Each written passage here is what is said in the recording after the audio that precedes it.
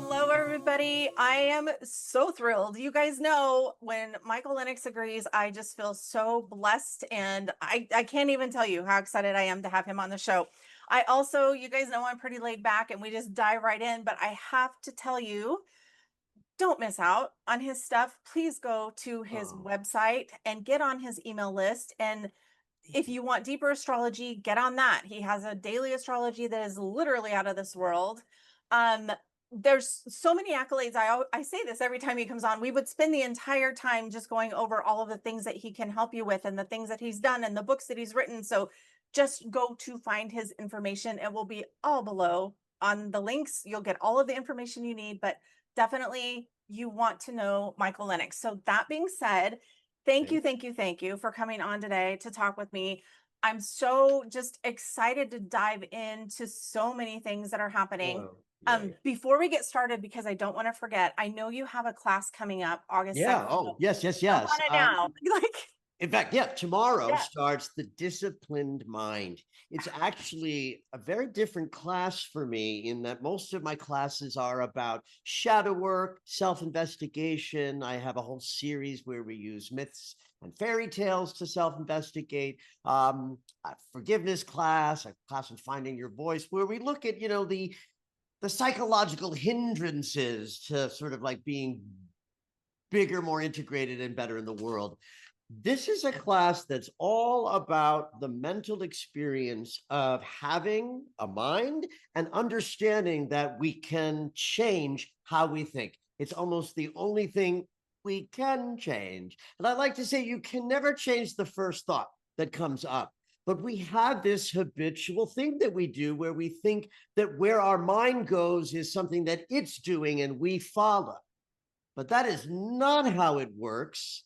But if you don't know that, then you don't know that. And so I'm going to teach people how to interrupt the thought flow, create new thoughts as a kind of exercise. And then we'll look at all the ways in which people create habits of limiting thoughts and self-deprecating thoughts. And my message here is like, yes, I do shadow work to sort of like clear out the basement, but that if the attic isn't like running well, then the house isn't functioning, right? And so I Yeah. want to teach people how to change the thought patterns they're having. So Disciplined Mind, 4-week class starts tomorrow. michaellennox.com is where all that information is.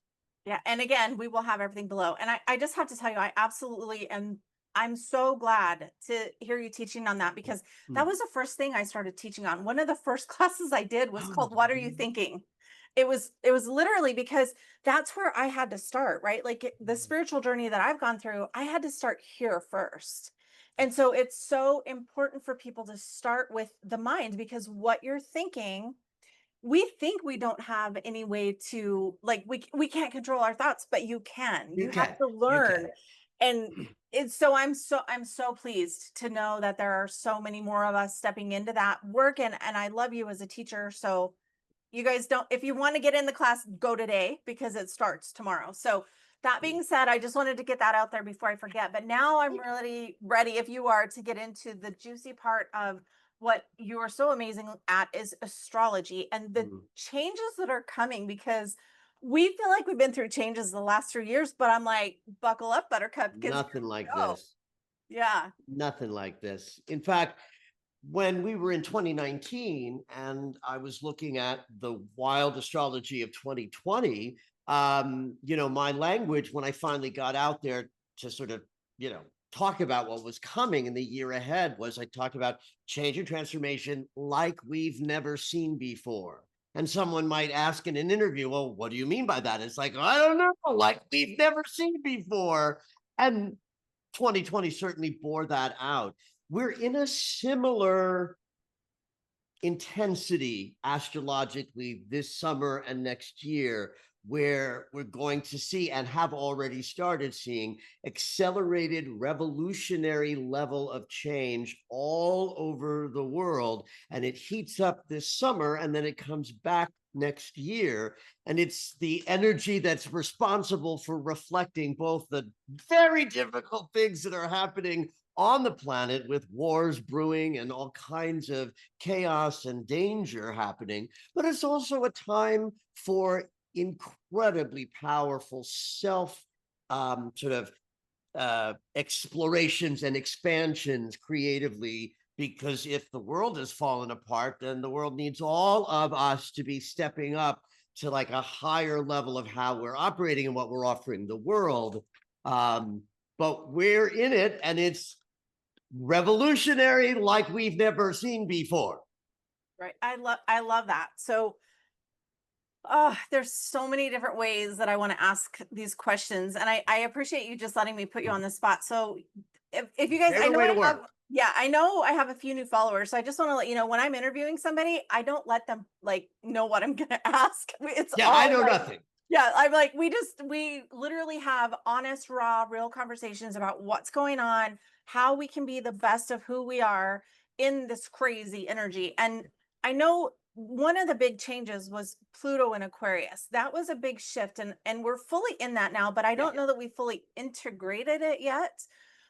So I feel like there's some of that going on. And then I know another big thing that I want to ask you about is also the Pluto in Aquarius, and then also the Uranus moving into Gemini, because it feels like those are, to me, that feels like the two biggest factors right now. Well, absolutely they are. So let's sort of back up a little bit and just talk about Pluto and Uranus and what they bring, because they are the agents of change in astrology. And in fact, they are the only planets that reflect change. So you've got Pluto, the planet of like death and rebirth. His reflection of change is the kind of stuff that is utter and molecular, where things change slowly, but all the way down to the bottom to the top. So in fact, in 2020, Pluto and Saturn and Jupiter were together in the sign of Capricorn, which was the sign that invented all of the social structures on the planet, right? So Pluto wrapping up in Capricorn, starting in 2020 with all of that slow, deep transformation, we then had the experience of 24 and 25. No, I'm sorry. 23 and 24, where Pluto was inching into Aquarius and then back to Capricorn again for 2 years. So what that did for us was reflecting sort of different ways in which the world was changing deeply in the last couple of years. But when we got into 2025, Pluto had fully moved into Aquarius, as you mentioned. So let's break that down for what that means for people who don't know what Pluto in Aquarius means. So if the planet of death and rebirth and change that's slow and utter is moving into the sign of community and intuition, you know, Aquarius is the collective sign representing how everyone on the planet is experiencing everything that we're going through sort of in the same way, individually as individuals, but the whole world is changing. And Pluto moving into Aquarius was a signal that we were in earnest. Well, I would say we destroyed the old structures while Pluto was finishing up in Capricorn. So when Pluto moved into Aquarius early this year for like the final time, he'll be there for 20 years. That's actually when technology started to explode. Aquarius is the inventor of technology. We are in the age of Aquarius, which is an age of technology. And then with Pluto moving into that sign, seeing the advancements that were starting to rise up was also a signal that life is going to change and is changing completely on the planet. Now, there's the other kind of change, which is fast and revolutionary and sudden. And so we have Uranus for that. We call Uranus the Great Awakener, because the notion is that the sudden changes that he reflects are the changes that sort of jump us up to higher levels of consciousness and awareness, right? So we love these planets for us, though deep, slow change is painful and scary, and revolutionary change is, you know, stressful and overwhelming. So what happened with Uranus just this past month was that Uranus changed signs after 8 years in Taurus, which is also about like grounded stability. It's an earth sign, so it does relate to things that have structure. But then as Uranus left Taurus, it was like, let's destroy some structures and then let's create some sudden shifts where ideas are connected to outrageously fast change.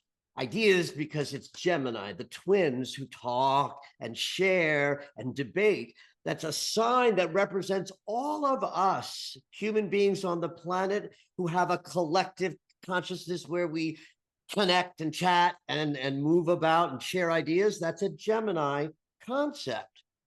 And the moment Uranus moved into Gemini, we now had slow change in an air sign. Aquarius is an air sign. Fast change in an air sign, Gemini, which means they are in a trine. A trine is harmonious geometry. And in this case, it's slow change and fast change working really, really well together. So in fact, I'll mention that, July in the United States in the political landscape got insane, like the day Uranus moved into Gemini. There was a filibuster in Congress. There's now this wild conspiracy theory and changing, words about what that is with, I don't want to get like specific. We all know what I'm talking about if you live in the States. But that's how powerful astrology is, that the moment the planet of revolutionary change moved into the sign of ideas and communication, suddenly an idea that was driving one political side in this country got radically turned on a dime. Yeah.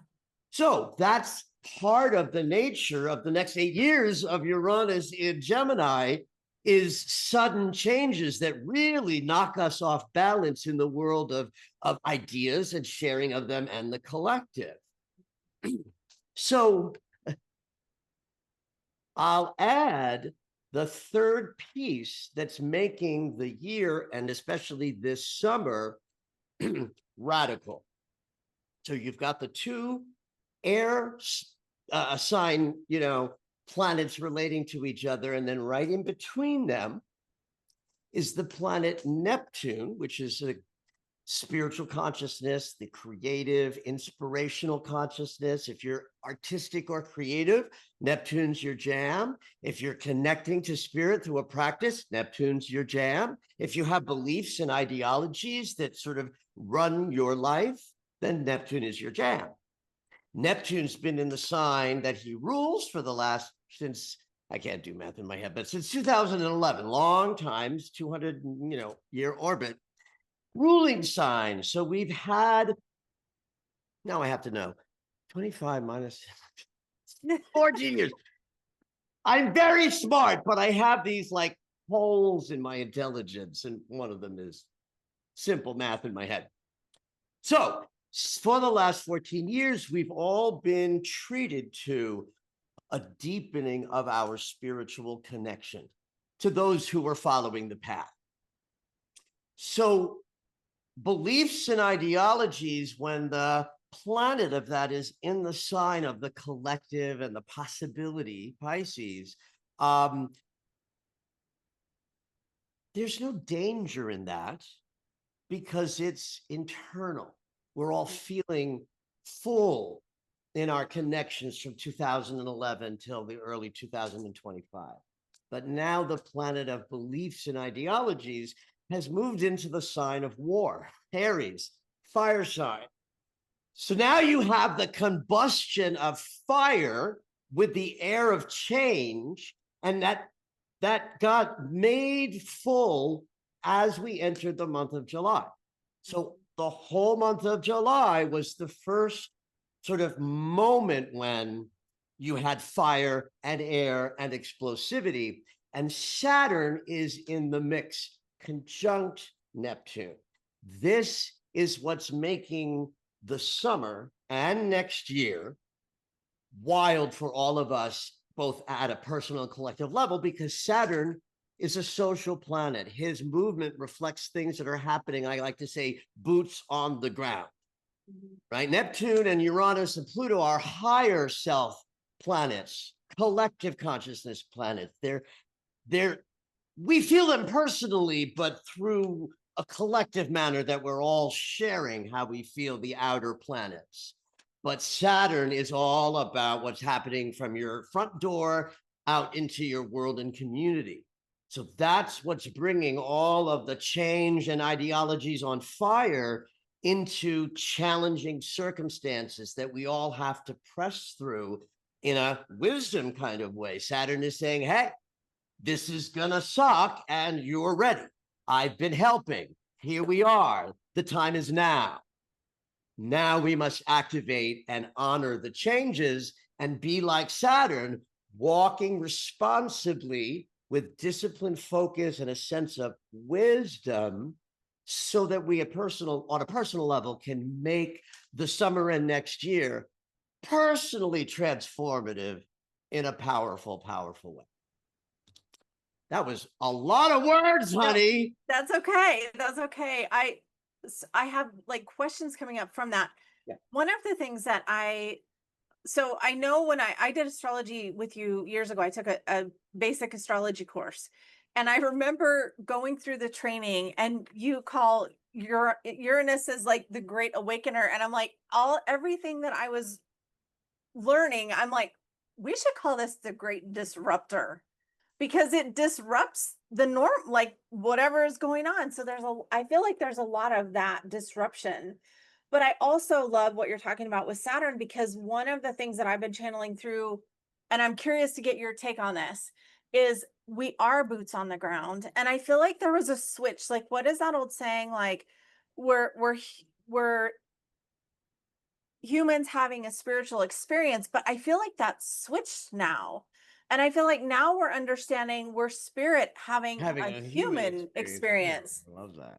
Yeah. Well, one of the things that I have been saying to my world since last year and as we've entered this year is that if we do not put our spiritual practice first, I don't know how we're going to get through the radical changes that are here. So that is part of the value piece, is if Neptune is how we connect to our spiritual sensibility, and in Pisces, it's very direct. But in Aries, we have to take action, because Aries is the action sign. It's the first sign of the zodiac. It's what we call cardinal fire.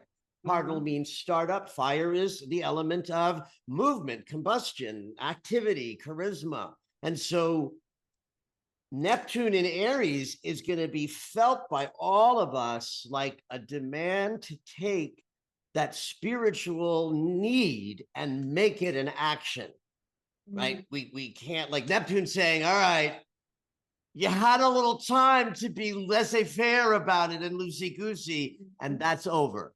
Now we're on fire. Yep. Light yourself up with the fires of connection to powers greater than yourself, or how you're going to make it through. That I love that confirmation from you, because that in the membership that I have, one of the sessions was I am spirit in action. And it's like, that's how we now need to live life, is I am spirit in action. In action. Yep. Everything that you're talking about is exactly falling in alignment with what I feel like I'm channeling. So then that means how, like, I think for those of us that do this work, like what we really are helping people understand and do is, how do you become the best version of you, knowing that you're spirit, knowing that this is a human experience, and then like all the trauma that's going on out in the world, yes, that's real. And if you're called to activism, that's where you're meant to be. But for those of us that are not called to be active, like activists and those kind of things, I feel like our role right now is to be the grounded boots on the ground, where we bring light into the planet and we hold the frequency of love and light and happiness and joy and abundance and peace. And I feel like holding that in, like, if it's almost like I see us now, like we are like a lightning rod that's rooted, and our job or soul purpose is to radiate out that high vibe, love, light, frequency, peace, calm, joy, helping your neighbor, smiling at people in the grocery store, like the basic things. Like it's almost like this return to basic humanity, um, with roots of loving your neighbor, so to speak. Truly, because that is certainly in the United States, that's where the divide is like starting. It's between neighbors. I've been talking to my sort of peeps about this idea that we all must get activated, but some people's activation looks like praying for the world in the privacy of their home, and that's their activation. But what I'm saying is, in the past, if you were like, oh, I'm going to send some prayers to the world, that's nice. But now you got to do it like it's your part-time job. You know, I'm not a activist. I'm not going to stand on a soapbox at a, protest and rail. But I'm activating my voice as a teacher to be incorporating language about what's happening politically in a manner that I just never did in the past. It wasn't germane for me, but now it's not possible to separate them. But no, not everybody has to activate in the same way. But it is about finding a personal relationship to a powerful sense of voice that you can center out in the world in the fashion of Leo. Right? So I've been following this line from fall of 24 into summer, July and August of 25. That's very much about Leo. Leo is the sun's ruler. So, or rather the other way around, the Leo is ruled by the sun. So it is about the center of us, right? So Leo is and we all have this in us, right? Not just like big extroverted Leo charmers like me, right? We all have within us the capacity to center ourselves creatively in leadership, in a sense of offering joy to the world. That's what Leo brings. And again, this much for the woman who's going to not leave her house, but going to put her feet in the earth and pray for the world, to the person who's going to activate and run for Congress. Right. Yeah. So Leo started with Mars, the body and embodiment. And in October through like May, the retrograde that Mars made was from Leo back to Cancer and back to Leo again. So it would go like this. Mars, the embodiment planet, moves into Leo and feels that sense of largesse and centering of self. And I'm ready to go with my bold, bright self. But then Mars says, I don't know enough about self-care, rest, and preparation. So he retrogrades back into Cancer so that we all learn that as important as it is to step up and shine, it's that important to do the opposite and rest and prepare.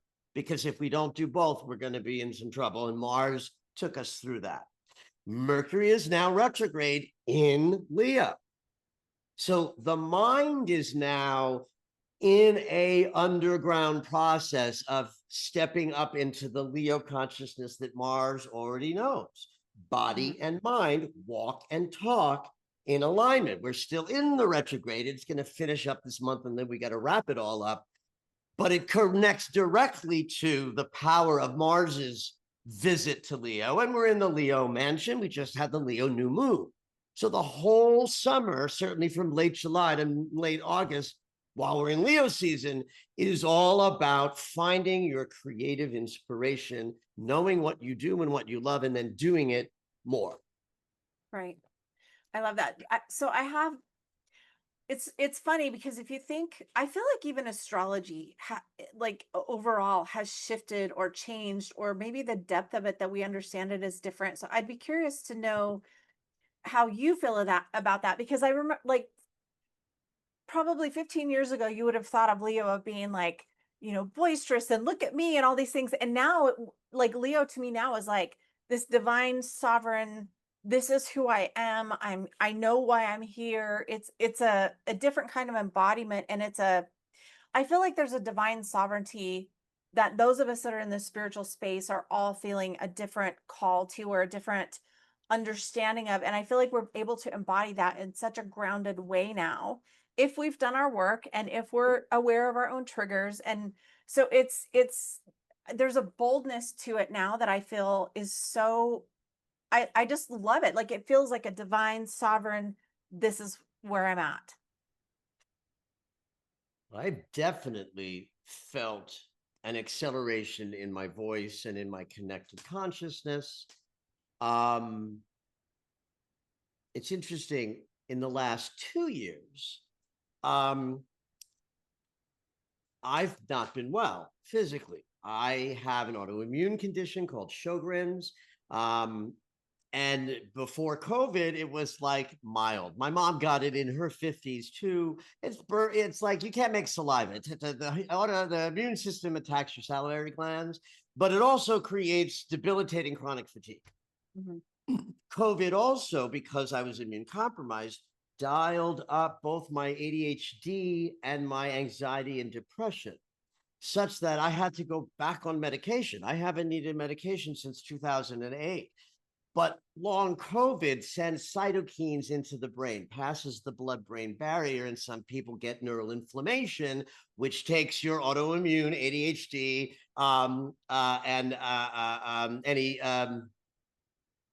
what's the other thing? Autoimmune, ADHD, whatever, and anxiety and depression, turned it way up. So I am now on the same kind of medication level, 2 meds at enormous doses, like someone with major depressive disorder might get.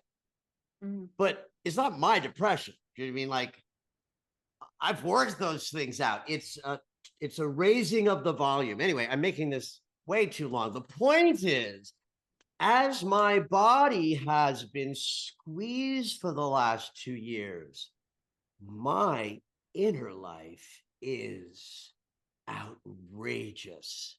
Like, I am dancing and surfing the inner landscape in this incredibly amplified way. And that sense has shown up in my writing and in my channeling, in my clients, in my teaching. I've had a lot of interesting feedback from people who have sort of followed me for a long time and have noticed a shift in my writing. So all of this to say, here we are, 2 people who do the same kind of work in the world, but very differently, but the same thing, with the same template.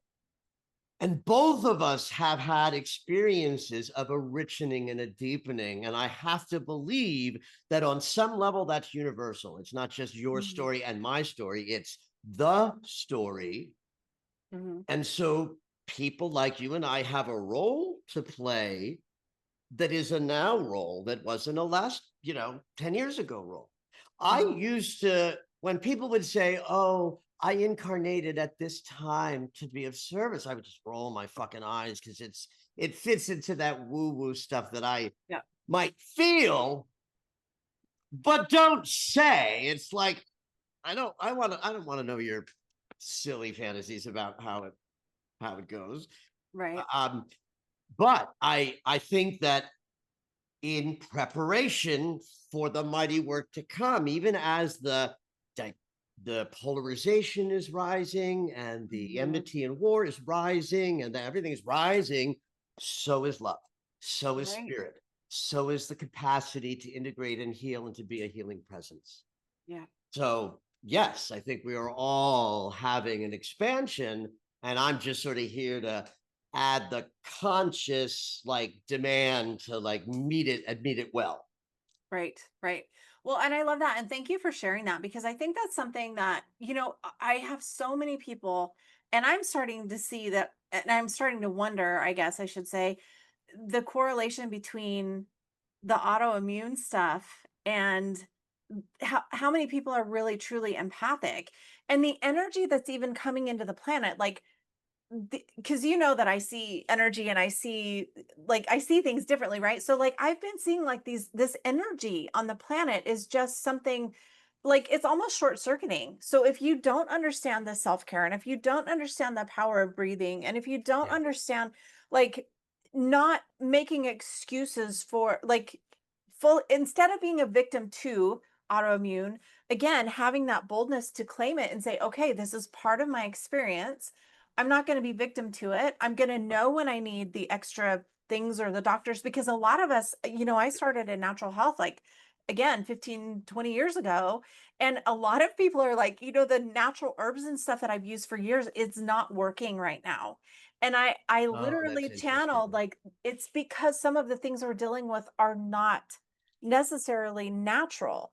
Now, I don't know if that means because it's not as earthy, because we have all of these galactic frequencies coming in. And so is that how we're, I mean, things are a little bit different. So I'm just wondering how that energy, like, and I'm not talking like woo-woo energy. I'm talking about like the planetary magnetism or the way we're moving through the galaxy, or is there like the neutrinos or something? I just feel like I see these energy particles.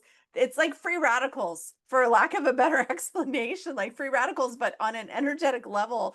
And I think those of us that are sensitive or intuitive or what psychic, whatever word you want to put to it, I think it does affect us a little bit differently.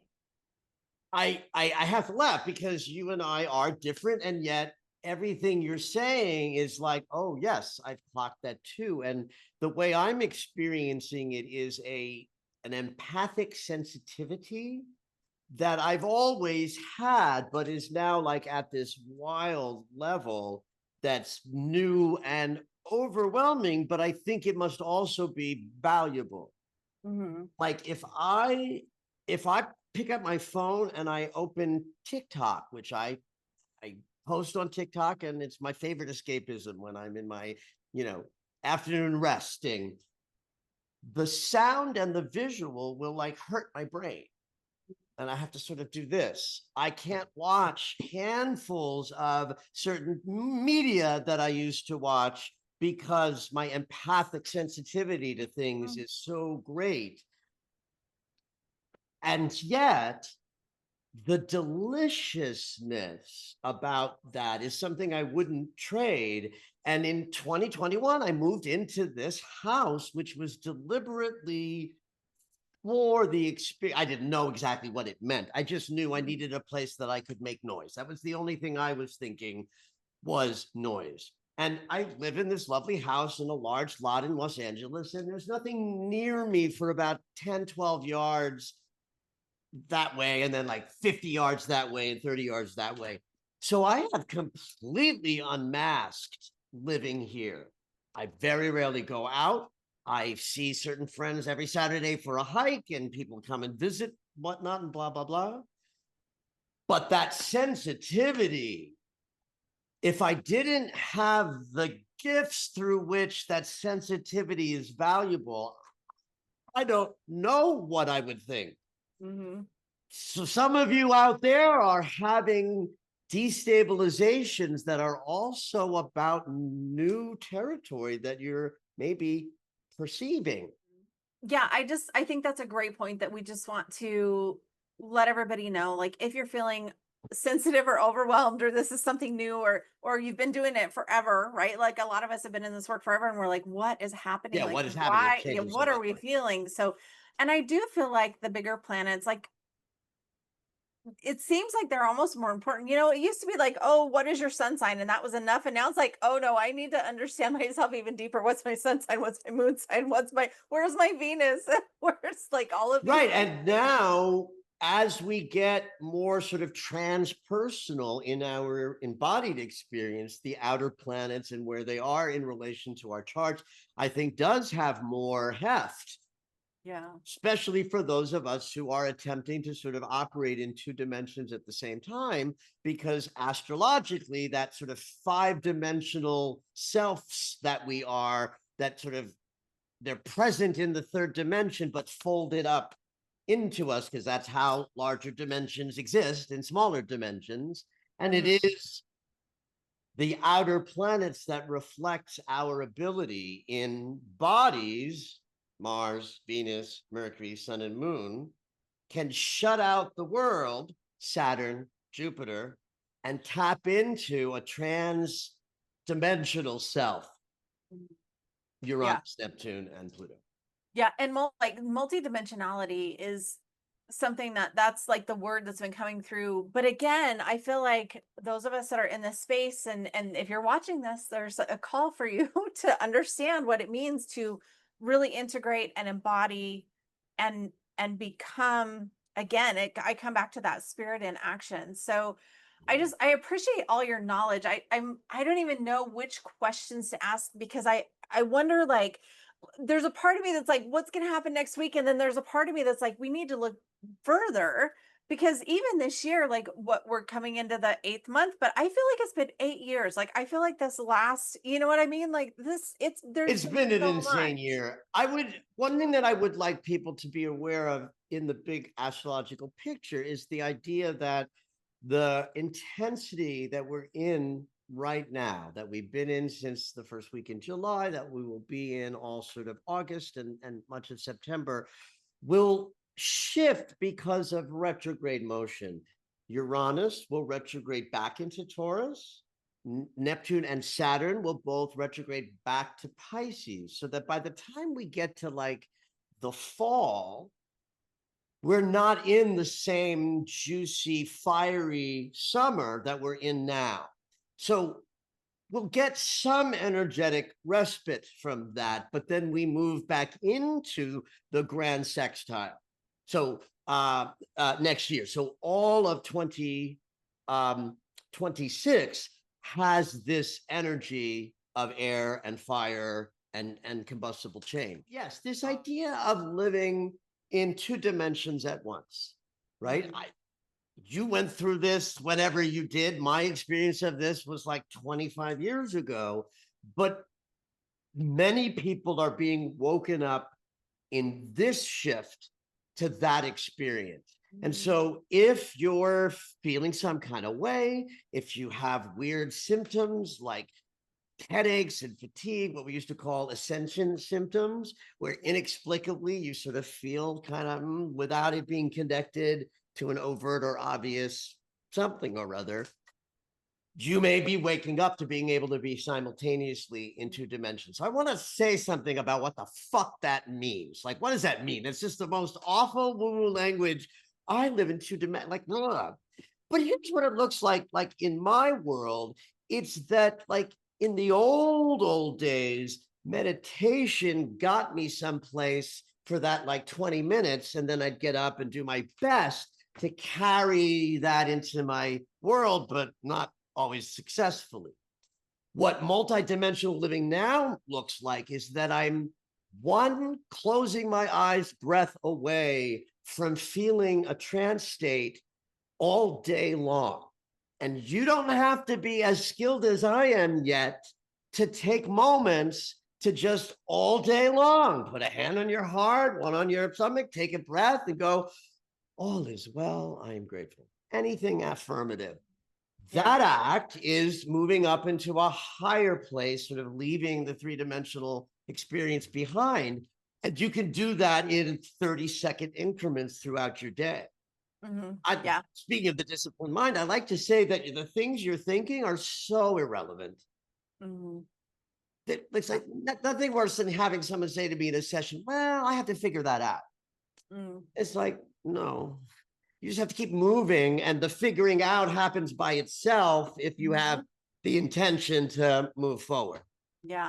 So it's not a distant, weird thing that we're talking about. We're talking about easy access to both realms.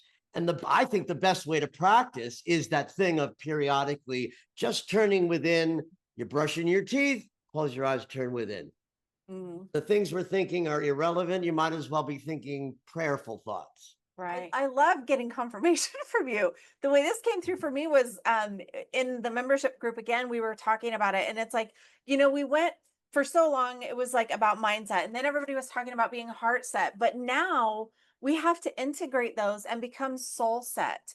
And so that's how I explain it. And it's a constant communion with spirit, right? Because we're in those spiritual places. And we used to, again, sitting in meditation, we had to get in that space, and then we had to like let ourselves raise up and all that. And I'm like, no, you can literally tap in here and now and have that constant communion. And so with I'm like, with every step, okay, now where are we at now? Like, I need, you know what I mean? It's just this constant communion. You're constantly in communication Yeah. while being on the planet and being fully human, knowing that there's a spiritual element to it. That, again, now I feel like we're spirit in action. So really powerful. Yeah. I appreciate you so much today. Thank you. Is there any last little bit? I know we're running on time here. So is there any last little message that you would like to leave everybody with? Yeah, I would.